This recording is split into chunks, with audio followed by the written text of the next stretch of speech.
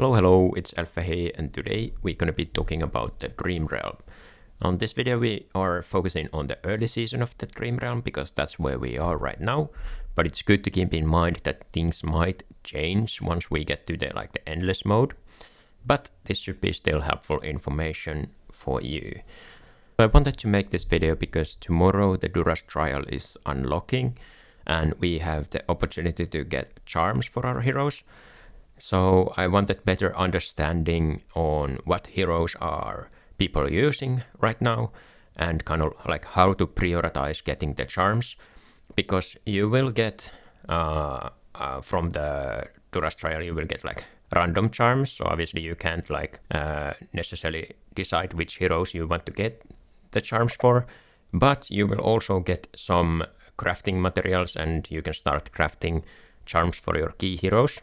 So the idea of this video is to kind of provide you this information as to who you should focus on crafting your charms with, and then I'm just in general going to talk about which heroes are kind of like meta right now when it comes to Dream Realm and which artifacts people are mostly using. But just keep in mind that everyone's account is different. Like you might be missing some key heroes and then some different comp is actually altogether much better for you, or you might have like a high invested OD with plus 25 weapon, but your other heroes don't have as high weapons, etc. So no one can really give you the best comp without like knowing exactly what your account is, but this should be at least a good starting point to kind of understanding where to start your testing. But usually you should be able to find better comps by just doing some testing yourself. Okay, so this information is based on my own testing, what I did on the Pioneer server. So I've included this top row is kind of some of my teams that performed best for me when I was doing the testing, and then I've also included some other teams that I know that are good right now and should be good in the upcoming weeks at least. And these ideas are mostly from the Analytica Discord. So if you don't know, there is this very good AFK journey Discord called Analytica, and they have a very active Dream Realm scene there. So you can get every day you can get new comp ideas if you want that, and you can post your own teams if they're performing well. So if we look at all of the bosses right here, we can maybe start seeing some trends happening. We can see that Sonya and Rainier are pretty much used heavily on all of the bosses, except Sonya is not used in this boss because the way that this boss is laid out is quite weird. Like melee heroes are really struggling to hit the boss, so I don't know if they will change it at some point, but yeah, it was really difficult to get any melee heroes to work in this boss, so that's why I guess mostly like range heroes are used here. So Sonya is not great because she can't actually like attack the boss. But yeah, pretty much every comp is using Sonya and Rainier if you have them. And then a lot of the time like the main DPS hero is Tailin. You can see here that Tailin is used in quite many of the bosses. And then like a secondary DPS is Odie. If you don't, for example, have Tailin, then Odie is usually a good replacement. We can see that Odie is here as well used. And if I have something like this, it means that if you don't, for example, have Tailin, you can use Odie. Or if you don't have, I don't know, Bonnie, you can use Lily May, or if you don't have Sonya, you can use, you can mix and match, but these have been generally the best ones. Sometimes you might see something a bit strange in here.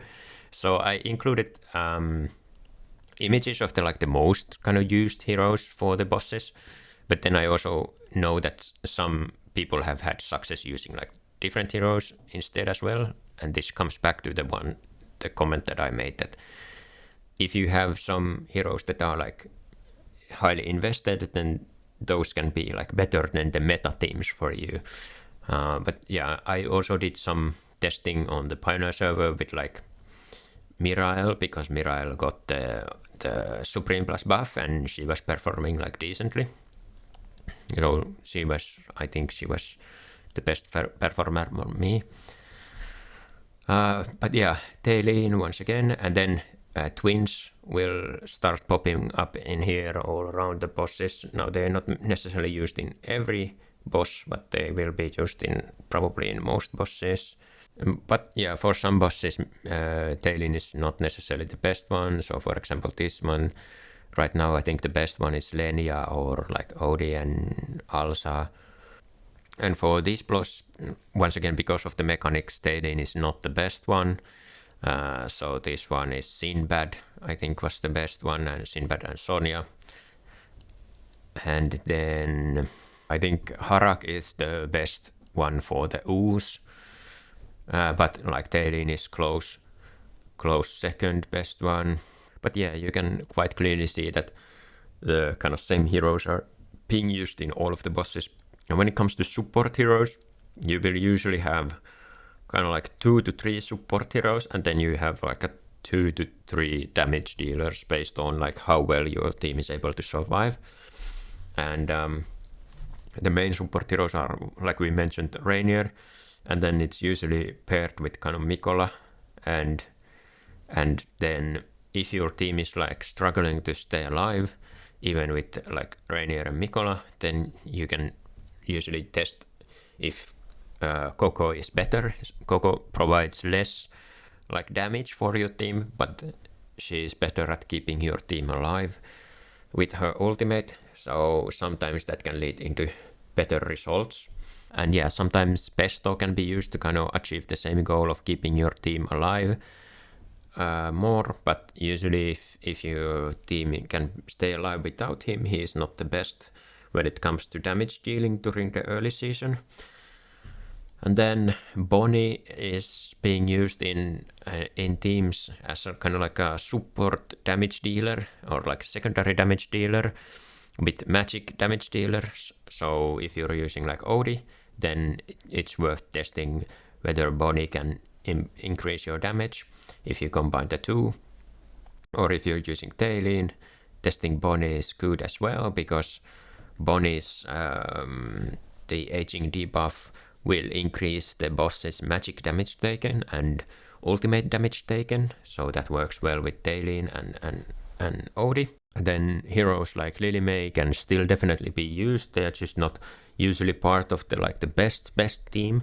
But once again, if you like don't have some of the Tailins or whatever invested, then try using your Lily May instead, and you can usually do really well with that as well. Yeah, and based on some of the boss mechanics, some heroes will be used more, like for example with the Beetle you want kind of like shields often, so that's why like Coco or Hugin is maybe used a bit more in here. Okay, so now that we have this information, I kind of made this list of heroes that are mostly used, and I kind of roughly tried to arrange it in the order that how often they are kind of like being used. And then like these are some of the more like niche alternatives that people are still sometimes using, like especially if they don't have the like the best comp, then you might get like better results by subbing these heroes in. And then I listed all of the charm effects for all of the heroes, and kind of I highlighted some of the heroes that, for example, even though Coco and Mikola and Tailin are used quite often, I don't necessarily think that their charms are very like effective. So those probably won't be your highest priority when it comes to upgrading charms, because like the support heroes charms are something like shield plus energy, and this Mikola's charms will make so that she doesn't, like once when she would die, she will like become invincible, but that doesn't really matter that much. And with Tailin, her charm set restores her energy during the battle. And I don't know, maybe someone has more experience using Tailin, but to me that kind of sounds meh. Well, first of all, it's only 30 energy per second, and you need 1000 energy to do ultimate. So how impactful is that really? And secondly, the way that the fight's gonna go, if you, for example, are using a Rainier with Tailin, then Once she gets her first ultimate out, she can often keep the ultimate going throughout like the whole battle. So then you don't really benefit from getting some energy regen if you're already like ultimating throughout the whole battle. So that's why I kind of have her as yellow. Obviously the charms will still give her some like attack, etc. So they can be still like good for her, but I wouldn't say that they are the highest priority. So I would say that the Rainier and Sonya are the top 2 priorities if you have them. Sonya is used, like we said, these both heroes are used in most of the fights, and they have like a good charms as well. So the ally who is placed behind Rainier will get 25% of their damage converted into true damage, so more damage basically.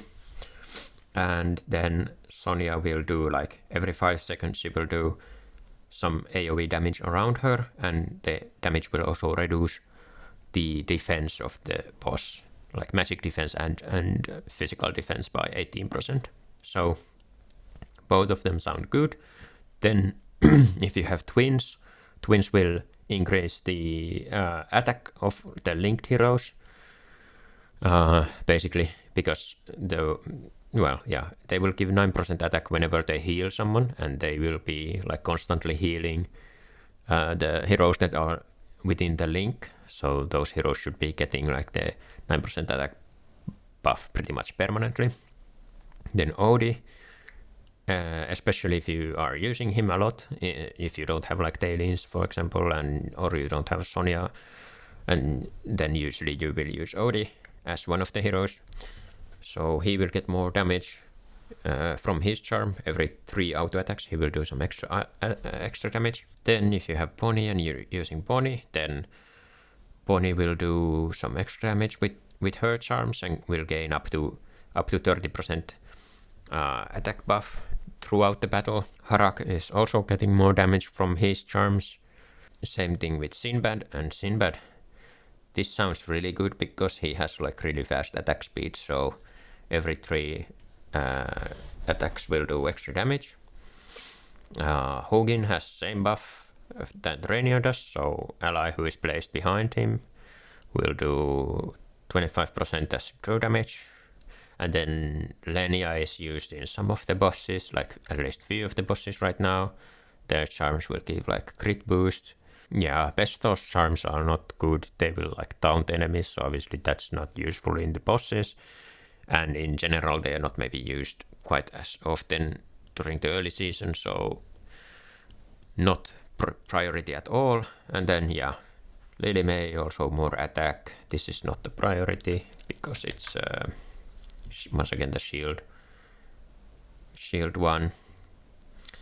Mirael, it remains to be seen how good she is with her, like the new upgrade to her Supreme Plus skill. That will definitely, she's able to do a lot of damage, and she has a good charm set as well, but there hasn't been like much testing with her up to this point, and yeah, I don't think she will be like the top hero anyway. I did some testing on the Pioneer server, and she, like I said, she was able to do damage, but probably not gonna be used that much. Toran can be useful if you don't have some of the other like tank heroes and you're struggling to keep your team alive, and Toran can also reduce the defense of the bosses, and one of his skills will cause the boss to take more damage, so he's kind of like a debuffer as well as tanking.